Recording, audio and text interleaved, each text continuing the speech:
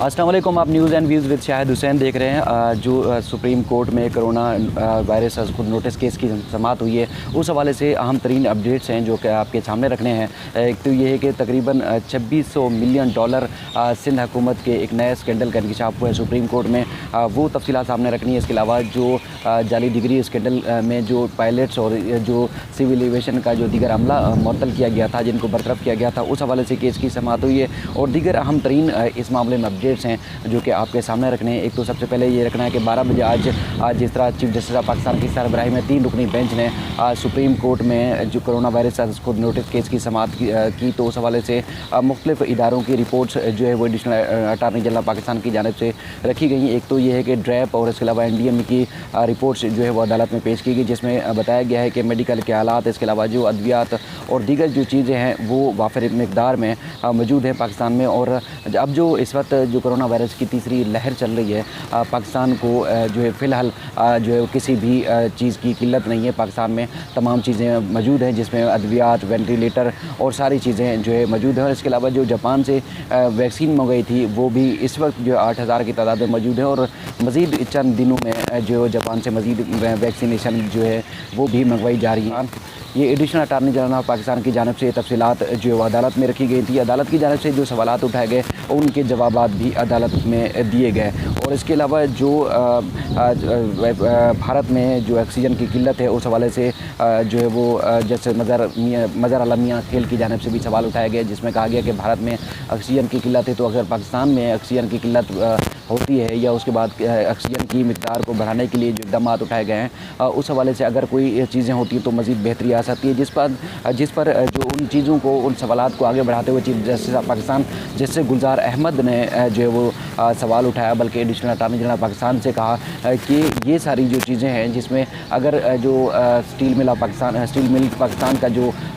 ये ऑक्सीजन पैदा करने का जो प्लांट था, अगर उसको फंक्शनल कर दिया जाता है तो ऑक्सीजन की जो अगर किल्लत पैदा होती है, जो पाकिस्तान को जो मिकदार की ऑक्सीजन की ज़रूरत होती है, तो किल्लत जो दूर हो सकती है। तो वफाकी हुकूमत या हुकूमत इसको फंक्शनल जो है क्यों नहीं कर पा रही, जिस पर additional attorney general of Pakistan ने अदालत को बताया कि जो ऑक्सीजन प्लांट है, जो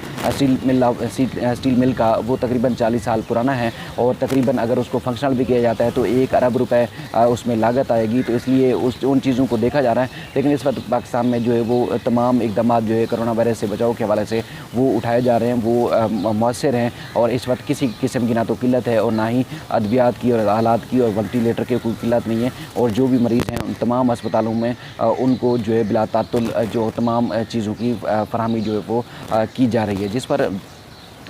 उसमें KP हुकूमत की जानिब से कहा गया था कि जो ऑक्सीजन के जो सिलेंडर हैं उनकी कीमत जो है वो बढ़ाई जा रही है और उसके बाद अगर अदालत जो है वो हुकूमत को इनकी कीमत की जो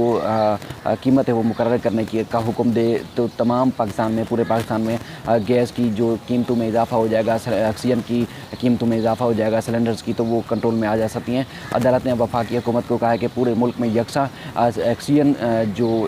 सिलेंडर है उनकी कीमतें मुकर्रर करने का हुक्म दिया जाए। इसके अलावा जो अद्वियात, आलात और दीगर जो चीज़ें हैं कोरोना वायरस से बचाव के हवाले से न सिर्फ वफाकी बल्कि प्राइवेट अस्पतालों को भी फराहम करने की हिदायत की है। इसके अलावा जो करंतना सेंटर बनाए गए हैं उस हवाले से ख़ासतौर पर इस्लामाबाद में जो बनाए गए थे, उसमें अदालत ने सवालात उठाए थे चीफ जस्टिस ऑफ पाकिस्तान ने, जिसमें कहा गया था कि उसमें बुनियादी सहूलियात नहीं है। तो उसके बाद फिर चेयरमैन NDMA से वजाहत मांगी गई, वो भी चूँकि उस वक्त अदालत में मौजूद थे, तो उन्होंने आके बताया कि पहले तो अदालत ने उनसे सवाल किया कि जो इस्लामाबाद में ख़ासतौर पर जो करंतना सेंटर बनाए गए हैं, क्या चेयरमैन ने जाके आपने खुद जाकर वहाँ विज़िट किया, देखा? तो उन्होंने कहा कि जो हाजी कैंप का जो करंतना सेंटर था वहाँ पर वो नहीं गए, लेकिन दीगर वो तमाम सेंटर्स में वो जाते रहे और वहाँ तमाम सारे सहूलियात का भी वो जायज़ा लेते रहे। अब अदालत ने एक माह के अंदर समाअत इसकी मुलतवी की है और चेयरमैन NDMA को कहा है कि वो जाएँ और इस जगह का विज़िट करें और करंतना सेंटर्स की सहूलियात और क्या क्या चीज़ें वहाँ पर हैं, पानी और दीगर जो सहूलियात सहूलियात हैं वो हैं या नहीं है, उसकी मुकम्मल तौर पर रिपोर्ट अदालत में पेश करें। उसके बाद आगे चलकर जो है वो मज़ीद जो समाअत हुई उसमें अदालत के अंदर जो CEO हैं PIA अरशद मलिक साहब, उन्होंने अदालत में एक रिपोर्ट पेश की गई जिसमें उन्होंने कहा कि तकरीबन 773 जो मुलाजमीन थे जाली डिग्री रखने वाले उनको फारिग किया गया था, लेकिन उन्होंने जाके मुख्तलिफ हाई कोर्ट्स और मुख्तलिफ अदालती फोरम से हुक्म इम्तना ले रखा है, जिस पर अदालत ने रिमार्क्स दिए कि इतनी बड़ी तादाद में अगर किसी इदारे में जो जाली डिग्री पर मुलाजमीन काम करते होंगे तो फिर इदारा जो है वो खा काम करेगा, इदारे की कारकर्दगी पर जो सवालात उठते हैं। उसके बाद फिर आगे जाकर सिविल एविएशन इंतज़ामिया ने भी अदालत को बताया कि वहाँ पर भी जो पायलट्स और दीगर जो लोग थे वो न सिर्फ जाली डिग्रियों में मुलविस पाए गए हैं बल्कि मनी लॉन्ड्रिंग में भी मुलविस पाए गए हैं और उनका जो मनी ट्रेल है वो भी हासिल कर लिया गया है। और उसके बाद फिर अदालत ने कहा कि एक तो जो जाली डिग्री वाले मुलाजमीन हैं उनको फौरी तौर पर फारिग किया जाए और उसके अलावा जो गैर ज़रूरी मुलाजमीन PIA और सिविल एविएशन अथॉरिटी में मुलाजमत पर काम कर रहे हैं उनको भी फारिग किया जाए। और उसके अलावा जो केसेस मुख्तलिफ अदालतों में ज़ेर समाअत हैं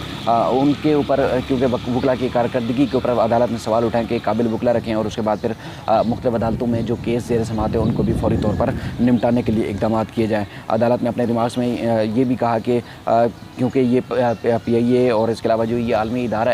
जो एक बैनुल-अक़वामी इदारा है वहाँ पर जब आलमी सतह पर पाकिस्तान के लिए शर्मिंदगी उठाना पड़ी होगी और सिविल एविएशन और इसके अलावा जो अरशद मलिक साहब हैं उनकी जानिब से भी यही कहा गया कि एक तो ये है कि आलमी सतह पर पाकिस्तान को जग हसाई हुई, वहाँ शर्मिंदगी उठाना पड़ी और इन जाली डिग्री स्कैंडल की वजह से, तो अदालत ने उनको कहा कि ये जो मामला हैं इनको फौरी तौर पर निपटाया जाए। इसके अलावा आगे चलकर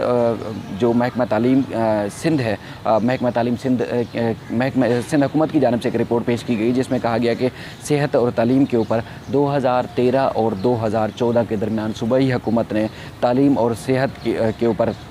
जो खतीर रकम खर्च की है और इसके अलावा सिर्फ़ और सिर्फ तालीम के ऊपर जो रकम है वो तकरीबन $26 मिलियन जो है वो खर्च की गई है। और उसके बाद फिर अदालत ने इज़हार हैरत किया और अदालत ने कहा कि अगर सेहत और तालीम के ऊपर सिंध हुकूमत ने इतनी बड़ी रकम अगर खर्च की है तो इसका मतलब है कि जो स्टैंडर्ड है, एक तो हार्वर्ड यूनिवर्सिटी या बैनुल-अक़वामी जो यूनिवर्सिटियाँ हैं वहाँ का स्टैंडर्ड के बराबर हो जाना चाहिए था सिंध की हुकूमत के जो मातहत इदारे हैं। और उसके अलावा सेहत के ऊपर अगर इतनी रकम खर्च की गई है तो सेहत की सूरत हाल भी मज़ीद बेहतर हो जाना चाहिए थी, लेकिन सूबे में ना तो तालीम की सूरत हाल बेहतर है और ना ही सेहत की सूरत हाल बेहतर है। अदालत ने उस रिपोर्ट पर सवालात उठाए और इसकी मुकम्मल तफसीलात और वजाहत मांगी। और एक तो समाअत के दौरान एडवोकेट जनरल सिंध खुद भी पेश नहीं हुए थे, अदालत ने उन पर भी बरहमी का इज़हार किया है और आइंदा समाअत पर मुकम्मल तफसीलात तलब किए हैं कि सेहत के ऊपर और ख़ासतौर पर तालीम के ऊपर जो $2600 मिलियन खर्च किए गए हैं सूबाई हुकूमत की, उसकी वजाहत पेश की गई, कितनी रकम कहाँ खर्च हुई और किन किन अमूर पर ये तमाम लागत है उसकी तफसीलात अदालत में रखी जाए। इससे पहले भी मैं आपको रिपोर्ट्स में मुख्तलिफ अपनी वीडियोज़ में आगाह कर चुका हूँ कि सूबाई हुकूमत एक तो दावा करती है कि तालीम का म्यार पूरे सूबे में जो बेहतर किया जा रहा है, दूसरी जानिब सिंध हुकूमत की जब अपनी रिपोर्ट्स अदालत में आती है सेक्रेटरी तालीम और दीगर की जानिब से, तो उसमें इंकशाफ किया जाता है कि 8000 से ज़ायद सूबे में स्कूल बंद पड़े हुए हैं और तकरीबन कोई हज़ारों की तादाद में जो प्राइमरी और इसके अलावा मिडल या एलिमेंट्री स्कूल्स में असातिज़ा की जो असामियाँ खाली हैं, स्कूल गैर फंक्शनल हैं। इसके अलावा जो तकरीबन 8 सालों के अंदर ना तो बच्चों के बैठने के लिए डेस्क और इसके अलावा कोई दीगर कुर्सियों का बंदोबस्त किया गया है। तो वो एक तो सिंध हुकूमत ये बड़ा दावा कर रही है कि $26 मिलियन खर्च किए गए हैं, दूसरी जानब सिंध हुकूमत की अपनी रिपोर्ट्स हैं कि सिंध के जो तालीमी म्यार है वो इंतहाई नाकिस और इंतहाई गैर म्यारी है, बच्चों के बैठने के लिए जो है वो जगह नहीं होती और इसके अलावा स्कूल बंद पड़े हुए हैं, तकरीबन हज़ारों की तादाद में स्कूलों में टीचर्स की असामियाँ खाली हैं। ये भी सिंध हुकूमत खुद भी एतराफ़ कर चुकी है। लेकिन अब चीफ जस्टिस अब इन चीज़ों का जब मुवाज़ना करेंगे तो अब खुद अंदाज़ा होगा आपको कि किस हद तक जाके आगे सूबे की के निज़ाम तालीम वो बुरा है। इसके अलावा सिंध हाई कोर्ट में जो एक बड़ी और अहम पेशरफ्त हुई है, जो रोज़ा तरावी और इसके अलावा जो इत्तिकाफ़ पर पाबंदी के हवाले से जो SOPs जारी किए गए थे उनको चैलेंज किया गया था। आज बिस्म नौरीन की जानिब से सिंध हाई कोर्ट में जब दरख्वास्त दायर की गई तो उसमें अदालत ने सवालात उठाए। दरख्वास्त गुजार की जानिब से एक तो ये कहा गया था कि तो ये है कि SOPs के नाम पर जो शरई काम है उसको रोका जा रहा है, तो लिहाजा उसको रोका ना जाए। रमज़ान करीम में तमाम जो मुसलमान हैं वो जिस तरह दीगर लोग इबादतें करते हैं तो उनको इत्तिकाफ़, इसके अलावा तरावी और जो बिला तातुल मसाजिद में जाने की इजाज़त दी जाए। उस पर महकमा दाखिला की जानिब से अदालत में रिपोर्ट पेश की गई जिसमें कहा गया था कि SOPs बना दिए गए हैं। SOPs के मुताबिक शादी हॉल्स, इसके अलावा शॉपिंग मॉल और मुख्तलिफ जो सेंटर्स हैं उनको बंद किया गया है। मसाजिद में भी SOPs के तहत शहरियों को जाने की इजाज़त है और उसके अलावा इत्काफ़ और दीगर जो चीज़ें इबादत करनी है शहरियों को तो वो भी जाके SOPs के मुताबिक जाकर कर सकते हैं। दफातर की टाइमिंग भी 9 से 2 बजे तक कर दी गई हैं और तमाम मामला सूबे में SOPs के मुताबिक जो चलाए जा रहे हैं। अदालत ने कहा कि जो SOPs के मुताबिक जो अमल है वो सूबाई हुकूमत जारी रखे और मसाजिद, इत्काफ़ और दीगर जो चीज़ें उसके जो सूबे ने SOPs जारी किए हैं उस हिसाब से जारी रखी जाए। अदालत ने जो दरख्वास्त थी उसको मुस्तरद किया है। इसके अलावा एक और जो बड़ी खबर है वो ये खबर है कि जो बशीर मेमन है साबिक DG FIA, उनके बेटे की जानब से कराची के जुडिशल मजिस्ट्रेट में एक दरख्वास्त दायर की गई है। ज़राए का कहना है कि इन्होंने पहले मुख्तलिफ जो फोरम है ख़ास तौर पर पुलिस में उन्होंने दरख्वास्त दायर की थी। वहाँ इनकी दरख्वास्त मुस्तरद होने के बाद वो आए थे जुडिशल मजिस्ट्रेट की अदालत में, जिसमें उन्होंने दरख्वास्त में मौक़िफ़ इख्तियार किया कि वज़ीर आज़म के मुशीर जो है शहबाज गिल, उन्होंने वो जो इल्ज़ामात आयद कर रहे हैं बशीर मेमन के ऊपर उनको रोका जाए क्योंकि बशीर मेमन की साख मुतासर हो रही है और उनके ऊपर झूठे और मनगढ़ंत इल्ज़ामात जो आयद किए जा रहे हैं वो शहबाज गिल की जानिब से आयद किए जा रहे हैं। बशीर मेमन चूँकि पुलिस अफसर रहे हैं और उनकी एक साख है, वो उनका एक करियर है जो कि ईमानदार और एक जो है वो अच्छा मुस्बत करियर रहा है, तो लिहाजा उनके ऊपर जो इल्ज़ामात आयद किए जा रहे हैं शहबाज गिल की जानिब से उनको रोका जाए। अब जुडिशल मजिस्ट्रेट ने ये दरख्वास्त जो है सुनने से इनकार किया और सेशन जज को भेजिए। ये दरख्वास्त बशीर मेमन के बेटे ने दायर की थी अपने वकील के तवज्जुह से, लेकिन अदालत ने वो दरख्वास्त इब्तदाई तौर पर नहीं सुनी और सेशन जज को भेज दिए। दूसरी जानब अगर बशीर मेमन का अपना अगर कंडक्ट देखा जाए, पहले भी मैं एक वीडियो में पूरी तफसीलात उनके करियर के हवाले से रख चुका हूँ, जिसमें उन्होंने वो खुद इल्ज़ामात तो ऐड करते हैं वज़ीर आज़म पाकिस्तान, मुख्तलिफ जो हुकूमती अहदेदार हैं उनके ऊपर, लेकिन उनका अपना करियर जो है वो इंतहाई समझने के एक दागदार रहा है क्योंकि सूबाई हुकूमत ने उनको न सिर्फ यहाँ से सूबा बदर किया था बल्कि उनकी सूबे में जो मुदाखलत थी उस पर भी पाबंदी ऐड की थी, जिसके बाद उनको नवाज़ हुकूमत ने जो IG आज़ाद कश्मीर, उसके बाद फिर उन्होंने उनको जो है वो DG FIA तैनात किया गया था। यानी कि वो खुद मुतनाज़ा किरदार के हामिल रहे और उसके बाद फिर उनके ऊपर जब कोई इल्ज़ामात के ऊपर इल्ज़ामात आयद कर रहे हैं तो उसके बाद फिर उनके बेटे ने ज़ाहिर है वो अपने बाप की यानी कि बशीर मेमन की मुशावरत के बाद ही अदालत आए होंगे, अदालती फ़ोरम पर आए होंगे, यानी कि वो चाहते हैं कि वो खुद किसी के ऊपर भी किसी वक्त भी इल्ज़ाम आयद कर सकते हैं लेकिन उनके ख़िलाफ़ कोई भी आवाज़ ना उठाए, वो जो है ख़ुद उसके ख़िलाफ़ अदालत आएँ। लेकिन PSP अफसरान के हवाले से मैंने पहले भी वीडियोज़ में जिक्र किया कि वो उनको अगर किसी भी इदारे में उनका अगर तबादला कर दिया जाता है या किसी किस्म की भी जिम्मेदारी लगा दी जाती है तो फिर वो समझते हैं कि वो तमाम एहतसाब से तमाम मामला से बालातर होते हैं, ना तो उनके खिलाफ़ कोई इंक्वायरी हो सकती है, ना उनके खिलाफ़ कोई सवालात उठाए जाते हैं, लेकिन वो अगर चाहें तो किसी के खिलाफ़ भी कार्रवाई कर सकते हैं। जिस तरह FIA में PSP अफसरान को तैनात किया जाता है तो FIA में